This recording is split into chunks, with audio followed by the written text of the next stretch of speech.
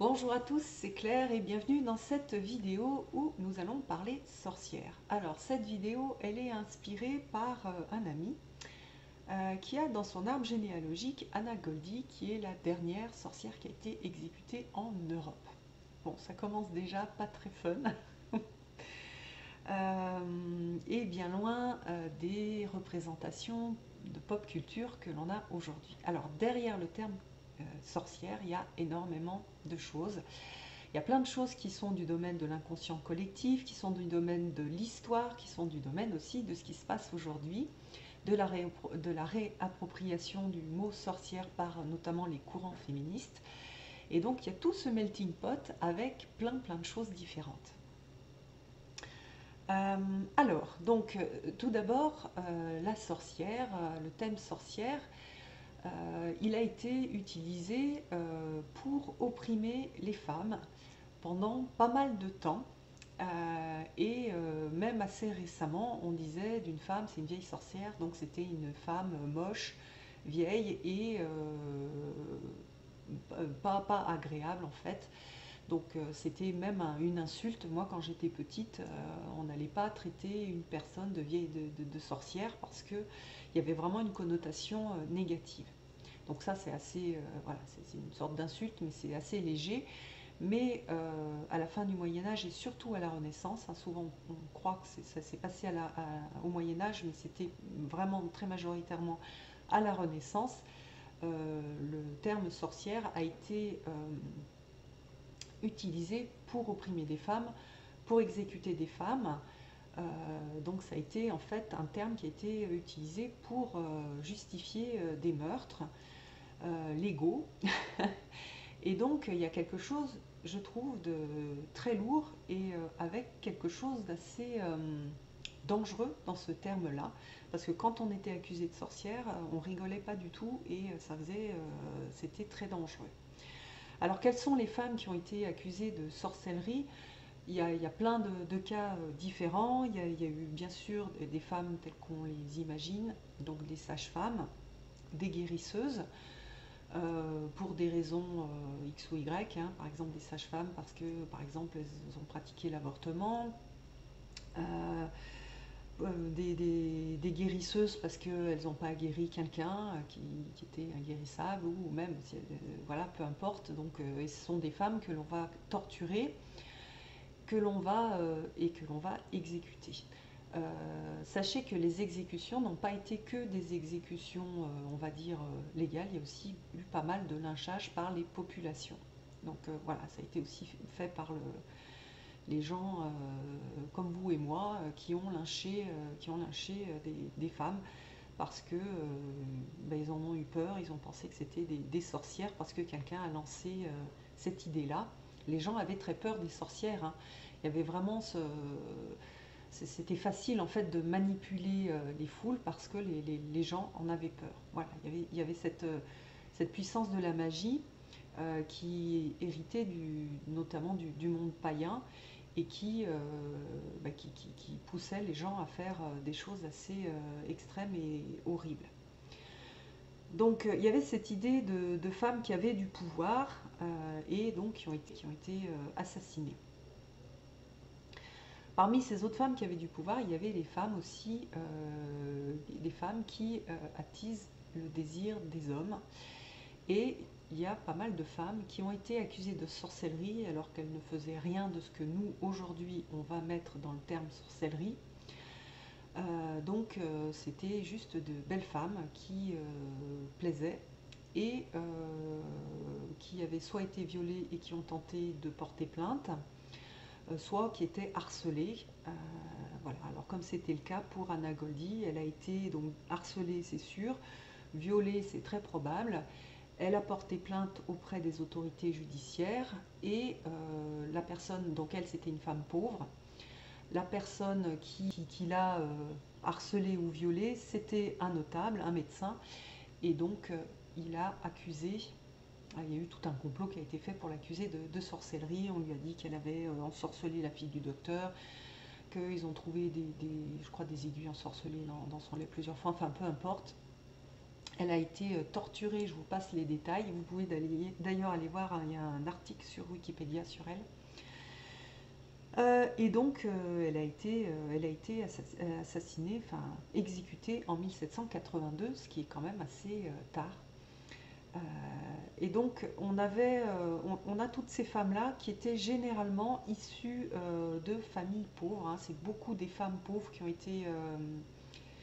été exécutées. Aujourd'hui, on a encore, dans certains pays d'Afrique, j'avais partagé un article de Courrier International, on a encore dans certains pays d'Afrique des femmes qui sont harcelées, qui sont accusées de sorcellerie, et il y a même, je ne me rappelle plus dans quel pays c'était, zut, je ne veux pas dire de bêtises, donc je ne vais rien dire, mais donc dans un pays d'Afrique, il y a des camps avec des femmes qui sont accusées de sorcellerie. Donc il y a par exemple, il y avait une dame qui témoignait, elle devait de l'argent à son... Non, son frère lui devait de l'argent, il ne pouvait pas rembourser, il l'a accusé de sorcellerie. Et puis il y a une petite fille aussi, qui est dans le camp, qui traversait la route alors qu'il y avait eu un accident, et elle a servi de bouc émissaire. On a dit que c'était une sorcière et que donc c'est de sa faute s'il y avait eu l'accident et que les personnes étaient mortes. Donc les gens qui étaient dans le deuil avaient besoin d'un bouc émissaire, et ça s'est porté sur une petite fille. Donc on retrouve des femmes qui sont dans des situations de fragilité et qui ont été accusées de sorcellerie pour pouvoir soit les faire taire, soit que ça a été des boucs émissaires. Voilà. Alors il y a quand même eu des hommes qui ont aussi été accusés de sorcellerie, il n'y a pas que des femmes. Je crois qu'il y a 20% d'hommes à peu près, mais quand même c'était une très grosse majorité de femmes. Donc ça c'est au niveau de l'histoire ancienne. Plus récemment, je crois que c'est dans les années, fin des années 60 ou début des années 70, il y a un courant féministe américain qui a repris ce terme de witch, de la sorcière, et qui porte donc les valeurs du féminin et du féminisme et du pouvoir en fait féminin. Donc la reconquête du pouvoir féminin. Donc on a aussi derrière ce mot-là, qui a été donc witch en français c'est sorcière, on va avoir aussi cette idée comment dire, de féministe. Récemment, un petit peu plus récemment, on avait encore cette idée qu'une femme qu'on traitait de sorcière, c'était une femme malfaisante et généralement pas très belle.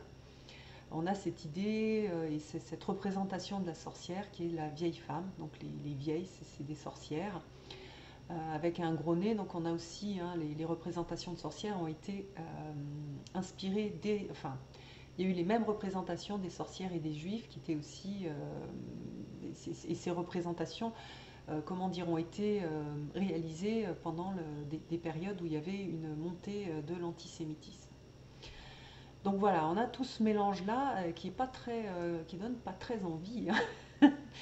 Alors le féminisme, oui, mais jusqu'à récemment, la sorcière, c'était quand même une insulte. Et il n'y a que juste là, il n'y a pas très longtemps, que ça a été, notamment en France, un peu plus mis, le mot a été mis, enfin a été transformé en quelque chose de positif, voire même en quelque chose de kawaii et de mignon et qui fait rêver. Mais au départ, la sorcière, ça ne faisait pas vraiment rêver. Donc voilà. Alors j'ai commandé un livre qui s'appelle La sorcière, la puissance invaincue des femmes. Je ne sais pas trop ce qui vaut. C'est une journaliste du Monde qui l'a écrit. Elle est féministe, donc il va y avoir en fait cette vision de la sorcière à travers des lunettes féministes. C'est donc Mona Chollet. Je vous en parlerai si ça vous intéresse lorsque je l'aurai reçu et que je l'aurai lu. Donc tout ça pour dire que c'est quand même, quand on regarde en fait dans le chaudron du mot sorcière, il y a quand même pas mal de choses. Il y a énormément de femmes qui ont été donc torturées et assassinées. Il y a le fait que c'était une insulte et qu'on a quand même cette idée de malfaisance derrière la sorcière, qu'on retrouve dans les contes de fées d'ailleurs, derrière le terme sorcière. qu'on retrouve dans les contes de fées. Ça a été un mot qui a été beaucoup utilisé en tant que moyen de, voilà, d'oppression pour la plupart du temps des femmes. Et aujourd'hui, on a une sorte de renouveau avec ce féminisme et le côté, comme je l'ai dit tout à l'heure, un peu pop culture avec ces nouvelles sorcières qui sont sorties. Alors la première, c'était Sabrina ou Samantha. Zut, du coup, Ma sorcière bien aimée, où on avait quand même une femme au foyer, bon, mais on commençait avec la mère Ma sorcière bien-aimée, on avait déjà quand même une femme assez féministe. Donc là, c'était plutôt du féminisme des années, le début en fait de l'appropriation du terme sorcière. Ça vient d'ailleurs des États-Unis. Euh, et puis donc récemment, on a plutôt des jeunes filles mignonnes, avec des pouvoirs, qui ont une vie fantastique. Donc un côté plutôt pop culture et qui peut être utilisé comme archétype de reprise de pouvoir, de pouvoir personnel, donc plus en développement personnel. Voilà. Et puis on a aussi des jeux ultra mignons hein, que j'aime bien aussi, avec des petites jeunes filles avec des petits chapeaux. Mais c'est vrai qu'aujourd'hui, dans la sorcière, même si il y a le côté on a plus, oui, le côté pop culture, même si elle soutient un peu des parts féministes, mais on a très peu de sorcières avec une vision positive, qui sont des vieilles femmes. Donc ce serait aussi pas mal de réhabiliter ce côté-là de la sorcière, parce qu'il y a énormément justement de vieilles femmes qui ont été traitées de sorcières et qui ont été aussi accusées de sorcellerie. Donc voilà, réhabiliter un peu la vieille femme qui connaît les plantes, etc., la guérisseuse, ça serait aussi assez sympa voilà, de repartir sur ce côté un peu plus positif. Donc moi, est-ce que j'ai envie de qu'on m'appelle sorcière? euh, alors c'est vrai que quand je vais parler de sorcière, je vais dire petite sorcière, donc petite sorcière mignonne, etc., pour donner cette idée de plus de côté léger de la sorcière, parce que en fait moi je ne suis pas une jeune fille, donc je suis née il y a longtemps et c'est vrai que j'ai plutôt grandi avec cette idée que être une sorcière c'était dangereux, et que si on m'appelait sorcière c'était soit dangereux, soit une insulte pour dire que je suis malfaisante ou que je suis moche, vieille, etc. Donc c'est voilà, c'est pas un mot avec lequel je suis super confortable, et moi j'ai un peu les deux choses qui coexistent dans ma façon de recevoir ce mot sorcière. Donc petite sorcière, ça va. Sorcière, c'est un peu plus compliqué. Et je sens que ça coince en fait à l'intérieur, et qu'au niveau de l'inconscient, même du conscient, enfin en tout cas le côté de l'oppression des femmes, il est assez présent dans ma façon de concevoir, enfin de percevoir ce mot sorcière. Et pour moi, je perçois un danger. Je me sens en danger si je m'affiche ouvertement en tant que sorcière. Euh, voilà, donc c'est pas quelque chose que j'arrive à maîtriser, hein, c'est quelque chose qui est vraiment qui se fait tout seul. Donc j'aime pas trop en fait être assimilée à une sorcière. Alors une petite sorcière, oui. À la limite, je préfère le terme magicienne, même si ça porte un peu à confusion. Voilà. Ou alors, je préfère le terme en anglais witch, dire que je suis une witch ou que je fais de la witchcraft. Pour moi, c'est plus facile parce que c'est pas associé à ce mot qui a été beaucoup utilisé comme, voilà, à nouveau une insulte ou une façon d'oppresser les femmes. Donc voilà pour cette vidéo sur les sorcières que j'ai essayé de faire assez courte. J'espère que j'ai été suffisamment claire, j'avais plein de trucs à dire et du coup j'avais peur de faire quelque chose de trop long, mais j'espère que ce sera quand même compréhensible, réduit comme ça. Je vous invite à commenter sous cette vidéo sur votre ressenti par rapport à la sorcière. Je sais qu'il y a vraiment plein de ressentis différents. Il y a des gens que ça énerve parce que ça fait trop pop culture ou trop artificiel. D'autres qui s'y retrouvent parce qu'elles retrouvent donc cette idée de contact avec la nature ou peut-être de paganisme aussi. Donc de retour à un dieu qui est représenté justement par une déesse, parce qu'il y a vraiment cette idée de déesse aussi qui est associée au paganisme et à la sorcière païenne. Voilà, dites-moi ce que vous en pensez et comment vous le ressentez. Je trouve que c'est hyper intéressant. Je pense que chacun, en fonction de son histoire, en fonction de l'histoire de sa famille, de son âge aussi, des références de pop culture que l'on peut avoir, va avoir un ressenti différent. Et je sais qu'il y a plein de gens qui se sentent très à l'aise avec ce mot-là. Euh, voilà. Bon, après, moi, j'aime pas non plus être mise dans une petite boîte avec, voilà, je suis théosophe, je suis sorcière, je suis païenne, etc. C'est vrai aussi que j'aime pas trop la mise dans des boîtes parce que je me sens un peu à l'étroit et que